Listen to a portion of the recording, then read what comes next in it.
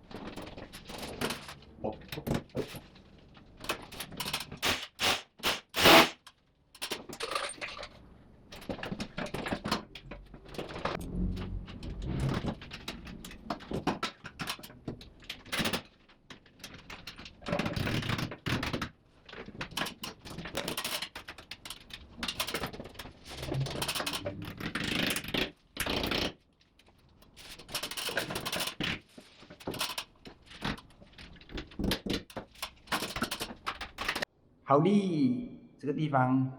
下完了啦，所以现在开始补泥，补一半的泥先用那个幼砂的泥来补，然后才用 skimming 的。这个那天那个做电脑修回去了，吉拉啦，应该是用石膏了，滑滑的，no破皮啊，所以就是这样啦，到我做我要做的工了。